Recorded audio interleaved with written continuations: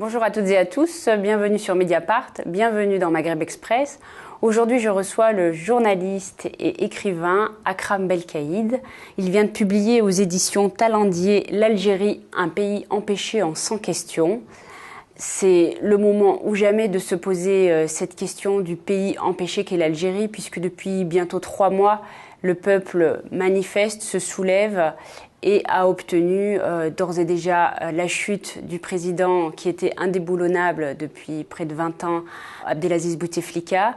Il a également obtenu la chute de toute une partie du clan présidentiel, caste opaque et corrompu qui était aux affaires. Mais ce qu'il réclame avant tout, c'est la chute du système Bouteflika. On fait le point avec Akram. Bonjour Akram. Bonjour. Merci d'avoir accepté notre invitation. Merci à vous. L'Algérie est un pays empêché en 100 questions. C'est le titre de votre livre. Est-ce qu'aujourd'hui, depuis bientôt 3 mois, ne sommes-nous pas en train d'assister à la libération du pays, de l'Algérie, par le peuple? C'est-à-dire, est-ce que le peuple est-il en train aujourd'hui de désempêcher son pays? On a affaire clairement à un processus révolutionnaire, même si beaucoup rechignent à le qualifier ainsi. On a affaire à un mouvement d'émancipation, de libération. Et effectivement, quand on sait que ce pays a été empêché d'être ce qu'il pourrait être depuis plusieurs décennies, on voit bien que l'objectif des gens qui sont dans la rue, qui se mobilisent depuis maintenant le 22 février, ont absolument envie, en tout cas ont pour objectif, de faire en sorte que leur pays se libère et qu'il puisse enfin fonctionner normalement, qu'il puisse enfin offrir ce qu'il a à offrir à sa population. Et on est dans cet élan. C'est une tentative majeure de prise en main de son propre destin par la population algérienne. Et beaucoup assurent même vivre une deuxième indépendance après celle de 1962. C'est dire s'il y avait un étau, quelque chose qui freinait le peuple dans son élan. En tous les cas, bon, c'est sûr que les comparaisons sont toujours très difficiles. Il est peut-être un peu délicat de parler de deuxième indépendance, ne serait-ce que parce que il ne faut pas oublier ce que la première indépendance a représenté. C'était au terme d'une période coloniale qui a duré 132 ans, au terme d'une guerre d'indépendance terrible avec des centaines de milliers de morts, des populations déplacées, enfin un trauma absolu. Donc deuxième indépendance, disons que c'est le deuxième grand rendez-vous pour le peuple algérien. Là où on peut effectivement faire des parallèles, c'est dire que dans la rue, en tous les cas, il n'y a jamais eu autant de monde en Algérie de manière aussi répétée et pour une cause politique, en tous les cas pour une volonté de changement. L'Algérie a connu des moments populaires, d'exaltation populaire, des moments, comme on appelle ça, notamment après des victoires sportives. Là, depuis le 22 février, en tous les cas, je parle que des vendredis, puisque pendant la semaine, ça se déroule aussi, mais à un degré moindre. Mais depuis le 22 février, on a affaire à une population qui sort en masse, de manière régulière, tous les vendredis, et surtout de manière pacifique. Et plus important encore, une population qui sort non pas simplement à Alger ou dans les grandes villes du pays, mais un peu partout. Le phénomène est général, donc c'est un phénomène national. En cela, c'est historique. Le caractère pacifique, le caractère répété, le caractère massif. Ça, l'Algérie n'avait jamais, mais vraiment jamais connu ça depuis l'indépendance. Depuis la mi-février, il s'est passé beaucoup de choses. On ne va pas reprendre les différents événements, mais on va peut-être essayer de comprendre aujourd'hui ce qui se joue à la veille du 12e vendredi de manifestation, alors que 2 événements importants se sont produits. Le premier, c'est une purge véritablement de très grande ampleur qui est conduite par l'armée, qui a pris la main sur la transition et qui opère de nombreuses arrestations depuis plusieurs semaines. Il y a d'abord eu les très proches hommes d'affaires du clan Bouteflika qui ont été arrêtés, les frères Kouninef, Ali Haddad, l'ancien patron du MEDEF algérien, ou encore Issa Rebrab, qui est une des premières grandes fortunes du pays.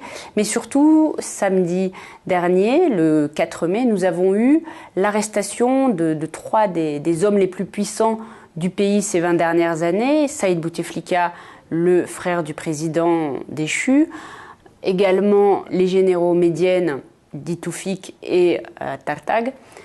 Qu'est-ce que cette purge nous dit-elle de la situation actuelle? Comment vous l'analysez? Alors, ça rejoint le début de votre question, c'est-à-dire qu'on est dans un processus de contestation populaire massif, je le disais, révolutionnaire, en ce sens qu'il cherche à changer le système, à changer le système existant, ou en tout cas à le renouveler, à le réformer.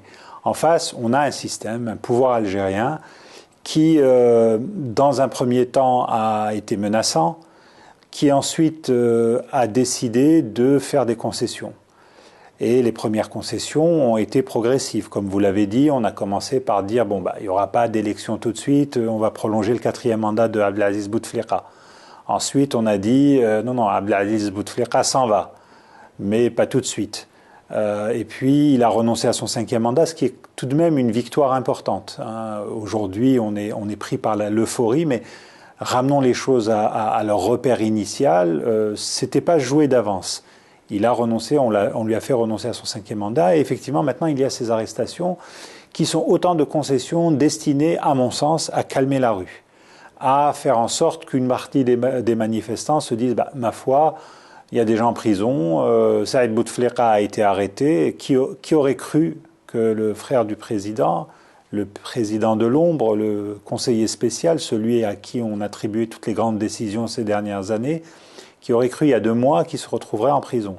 Et je ne parle même pas des 2, effectivement, généraux des services, anciens patrons des services secrets, notamment le général Medienne, dit Toufir, qui, jusqu'en 2015, au moment de sa chute, au moment où il a été écarté par le clan présidentiel, était peut-être l'homme le plus puissant d'Algérie, celui qu'on appelait Arb Zahir, c'est-à-dire le dieu de l'Algérie, le maître de l'Algérie. Ce sont des concessions. Ce n'est en aucun cas une refonte ou une remise en cause du système. Le système se déleste de ce qu'il peut faire pour pouvoir exister encore. Ça, c'est connu, c'est vraiment un schéma classique, d'autres pays ont connu ça. Les Algériens d'ailleurs ne sont pas dupes. Ce qui est déjà extraordinaire, c'est qu'on voit que même l'arrestation de Saïd Bouteflika et de Medienne ne les satisfait pas. Ils en veulent plus. Et c'est quoi ce plus? Ce plus, c'est, ça reste à déterminer, mais ce plus, c'est dit sans embâche, c'est un changement profond du système, c'est-à-dire une vraie transition. Ce que ne veut pas l'armée. L'armée arrête les gens, les met en prison, elle envoie en prison certains hommes d'affaires, mais pas tous. Donc on peut se demander pourquoi certains sont arrêtés tout de suite et d'autres pas. Sur quels critères? Des règlements de compte ou une mise en scène? C'est je dirais, c'est une occasion, la bonne occasion, c'est-à-dire de préempter des positions qui étaient occupées par d'autres. En tous les cas, pour que ce genre de purge soit légitime, elle ne peut être légitime et acceptée et ne pas être suspectée par la population comme étant des opérations juste de remplacement. Tout cela ne peut se faire que si demain c'est le système en entier qui est réformé. Or là, pour le moment, on est dans une contradiction majeure. C'est que c'est une partie du système lui-même qui mène cette purge, ces arrestations. C'est-à-dire que des mains sales conduisent une sorte d'opération main propre. Exactement. Donc on a du mal, même si effectivement on peut penser que dans l'appareil judiciaire, que même dans l'appareil militaire, il y a des gens qui ne demandaient qu'à faire cela jusqu'à présent et qu'ils en étaient empêchés, pour reprendre le titre du livre. Eh bien non, il faut qu'il y ait vraiment un changement majeur. Et c'est tout le débat aujourd'hui, c'est toute la bagarre qui se déroule en Algérie. C'est ce que les manifestants ont compris. Et l'un des points de crispation d'ailleurs, c'est l'élection présidentielle. Parce que l'élection présidentielle telle qu'elle est prévue en juillet, c'est la continuité, qu'on le veuille ou non. Il y aura un candidat qui sera très certainement préempté par le système, qui donnera toutes les garanties possibles et qui fera ce qu'on lui dira dire, notamment ce que l'armée lui dira de faire. Et par contre, il y a une autre volonté qui est de dire non, il faut une vraie transition. Et pour qu'on ait une vraie transition, on ne peut pas avoir d'élection tout de suite. Parce que les élections tout de suite, c'est la continuité du système. On a besoin de réformer, ne serait-ce que l'appareil administratif, de mettre en place un système, je dirais, de validation des élections, une instance indépendante. On a besoin aussi de réformer les médias publics pour être sûr que tous les candidats auront accès aux médias pendant la campagne, etc., etc. Et pour le moment, c'est pas le cas. On est dans une espèce de bras de force, de bras de fer, de rapport de force entre les manifestants, entre la grande majorité de la population et le système, qui tout de même, et c'est en cela que c'est intéressant tout de même à noter, ce système a tout de même été obligé de faire des concessions, et ça, ce n'est pas rien. Parce que beaucoup de gens aujourd'hui chipotent, rechignent en disant, ma foi, c'est toujours les militaires qui décident. Peut-être, mais où était l'Algérie en janvier dernier, où elle est aujourd'hui? Elle est au milieu du gué, elle continue à avancer, et c'est cela qu'il faut retenir à mon sens. Une grande inconnue, c'est ce vendredi, parce que le Ramadan a commencé, qui est un mois de jeûne et de privation, un mois sacré. D'aucuns craignent un essoufflement du mouvement. D'autres se disent que non, il n'y aura pas d'essoufflement, qu'au contraire, le peuple est suffisamment doué d'imagination pour inventer de nouvelles formes de manifestation, notamment après le ftor, le soir, une fois le jeûne rompu. Est-ce que vous craignez un essoufflement ? Avant de répondre à votre question, je me fais la réflexion qu'en Algérie, le Ramadan a toujours été une sorte de, je dirais, de date butoir.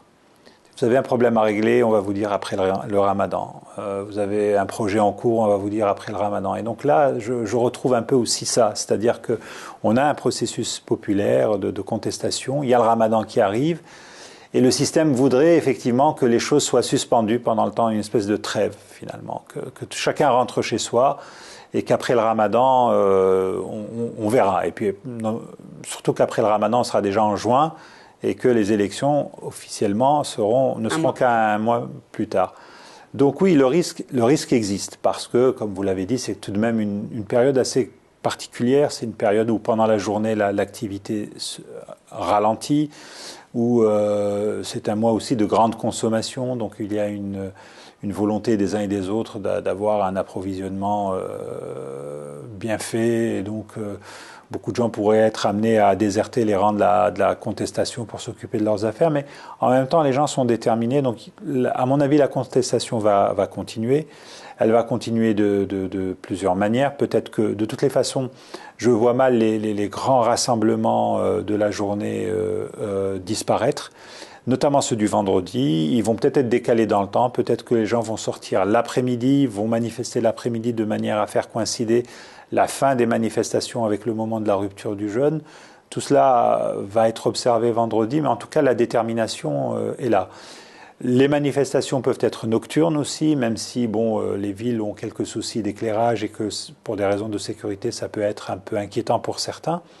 Mais voilà, ça mettra de l'animation dans les rues. De toute façon, le Ramadan, en règle générale, est une période qui offre quelques animations nocturnes à des villes algériennes qui, le reste du temps, sont assez, je dirais, lugubres la nuit. Il n'y a pas beaucoup d'activités nocturnes, donc non, je ne suis pas inquiet. Je ne suis pas inquiet par rapport à la poursuite de la manifestation. Alors j'en reviens à cette arrestation du frère Bouteflika et des deux généraux. Je m'interroge parce que je me dis que tout de même, ces trois hommes ont représenté une puissance très forte durant ces 20 dernières années. Et comment ces hommes-là, qui sont dotés donc de réseaux quand même tentaculaires à travers le pays, comment du jour au lendemain, ces hommes-là peuvent-ils tomber? Pourquoi n'ont-ils pas activé leur réseau? Alors, c'est une question qui pose en réalité celle de la nature du système algérien. Mediane et Tartag n'étaient puissants que parce qu'ils occupaient un poste. D'autres l'ont occupé avant eux et sont tombés. Donc ça veut dire qu'on n'est pas dans un système de gens qui ont une puissance parce qu'ils ont un réseau personnel. Non, ils sont à un niveau de responsabilité avec des pouvoirs étendus. Mais dès lors qu'ils n'occupent plus ces postes de responsabilité, ce qui était le cas des deux généraux, je viendrai à Saïd Bouteflika plus tard. Mais dès lors qu'ils n'occupent plus ces postes, leur pouvoir est largement entamé. Ils peuvent bien entendu avoir des relais à l'intérieur même du système, des gens qui ont été leurs subordonnés, leurs collaborateurs. Mais les choses ne durent pas. Et il n'y a pas dans ce genre de situation, je dirais, de loyauté ou de devoir d'obéissance et je dirais de reconnaissance. Les choses vont très vite. Vos subordonnés d'hier peuvent devenir vos pires ennemis dès lors que vous êtes à terre. Et c'est un peu ce qui se joue aujourd'hui. Hein. Et c'est une des caractéristiques du système. On a vu, par exemple, d'autres généraux qui avaient, qui faisaient partie donc du système algérien, être mis en prison avant. Ils étaient à la retraite. D'autres ont été accusés d'avoir fomenté des troubles. Certains sont en fuite. Ça prouve bien que c'est pas un système où vous construisez votre influence grâce à vos réseaux personnels, grâce à des milices, grâce à des hommes de main, des relais un peu partout dans l'administration.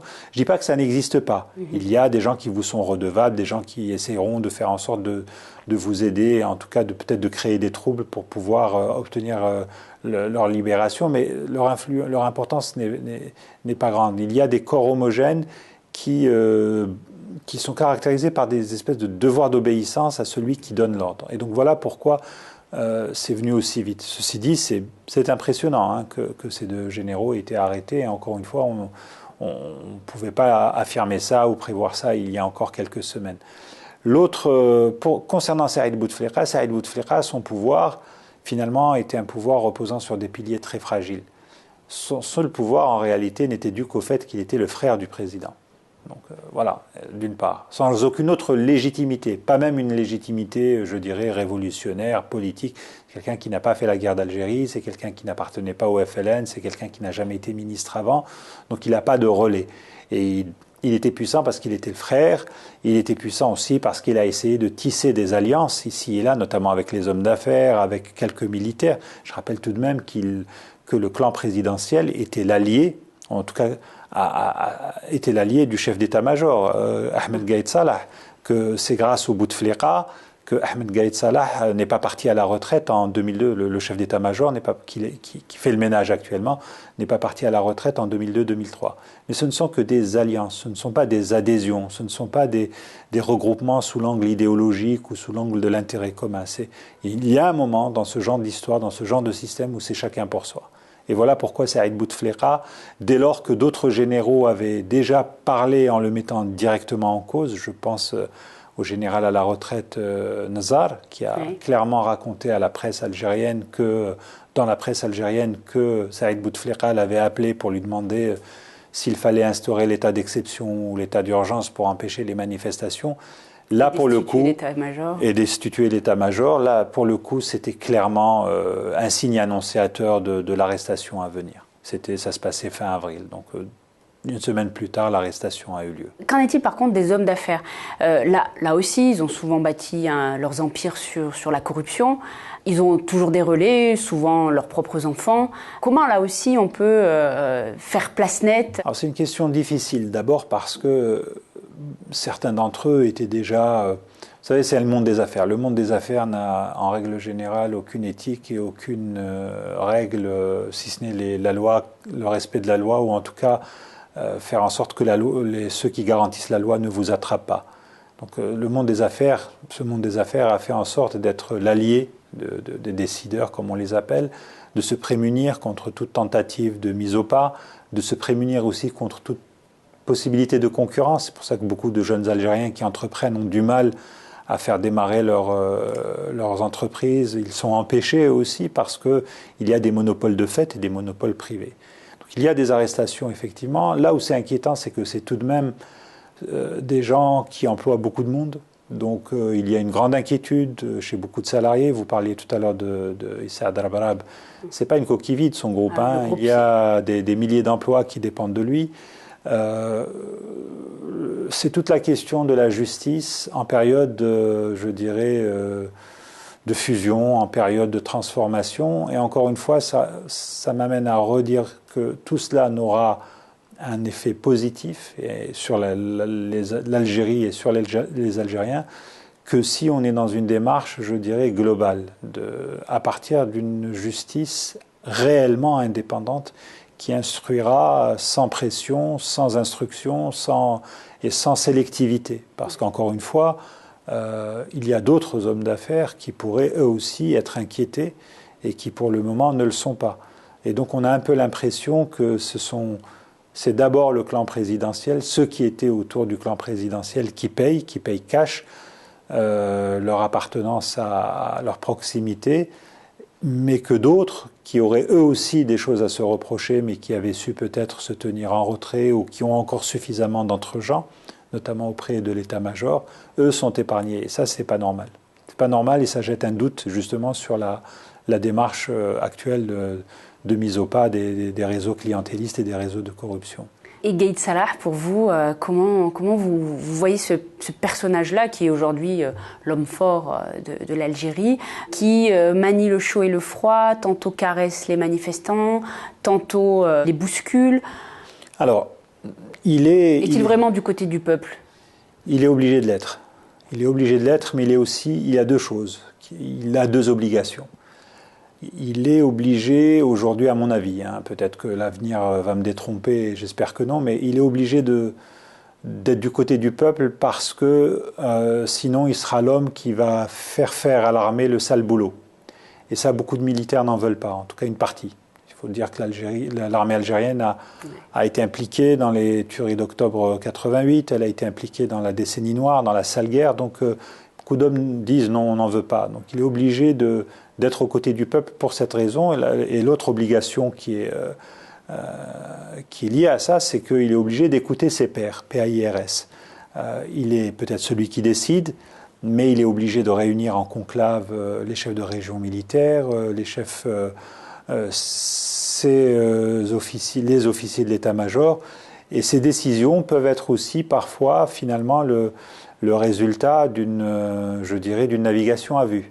C'est-à-dire qu'un jour, on se dit, on va peut-être menacer, parce que ça suffit, il faut que la population rentre, et puis on se rend compte qu'elle ne rentre pas chez elle, donc le conclave décide qu'il faut jeter du lest, et ainsi de suite. Je pense qu'on peut expliquer, il n'est pas seul à décider. En fait, il n'est pas seul, il n'est pas omnipuissant, on dit souvent c'est l'homme fort, certes, et même d'ailleurs, ce qui est pathétique, c'est qu'on voit beaucoup d'initiatives de gens qui sont prêts à l'adorer comme ils ont adoré Abdelaziz Bouteflika hier. Je pense notamment au secrétaire général du FLN, le nouveau, qui est aujourd'hui pro-Gaïd Salah, alors qu'hier il était pro-Bouteflika. C'est pathétique, mais c'est la nature humaine. Mais en même temps, cet homme fort, je pense, est obligé de composer, ne serait-ce qu'avec l'appareil militaire. Et l'armée, elle est à l'image de la société algérienne. Donc tous les courants la traversent. C'est une armée peut-être légaliste, mais en même temps, je ne pense pas qu'elle ait envie actuellement de s'engager dans une nouvelle aventure qui serait comparable à ce qui s'est passé dans les années 90 ou à octobre 88. Donc voilà pourquoi... alors, on va voir aussi comment il va évoluer. Vu son âge, il serait étonnant qu'il ait des ambitions présidentielles. De toute façon, il ne peut pas se présenter en tant que candidat tant qu'il est chef d'état-major, ce qui voudrait dire qu'il devrait quitter l'armée, ce qui voudrait dire à ce moment-là qu'il perdrait d'une partie de son pouvoir. Donc l'équation pour lui n'est pas simple. Le mouvement est marqué par une absence de structuration depuis le départ, c'est ce qui fait sa force. Est-ce qu'aujourd'hui, ce n'est pas en train de devenir une faiblesse ? Si on compare avec la situation soudanaise, où effectivement, face à l'armée soudanaise, il y a un collectif de gens qui négocient, d'associations, de regroupements, de partis politiques, de syndicats, de chambres professionnelles et même d'associations. En Algérie, ce n'est pas encore le cas. Il y a des initiatives, on voit beaucoup de choses passer, on voit des textes écrits, on voit des appels à regroupement, on voit des appels des gens qui essayent de prendre la parole. Mais pour le moment, effectivement, il n'y a pas une démarche unitaire, il n'y a pas une espèce de coalition pour discuter avec les autorités. Et d'ailleurs, il y a une offre de dialogue, entre guillemets, faite par les autorités, mais c'est individuel. Et là, par rapport à cette offre de dialogue, pour le moment, effectivement, et peut-être que ça urge, il n'y a pas encore eu de coalition, en tout cas d'initiative unitaire pour dire clairement nous sommes les représentants de ce mouvement et nous vous disons, voilà ce que nous vous disons. Il faut dire que c'est difficile parce que la population est dans une espèce de mouvement horizontal de contestation et dès lors que des gens essayent de parler au nom de ce mouvement de contestation, ils sont très vite rappelés à l'ordre. Merci Akram Belkaïd. Merci à vous. Je rappelle votre livre « L'Algérie, un pays empêché en 100 questions ». Merci à 5e étage et à très bientôt sur Mediapart pour un nouveau Maghreb Express.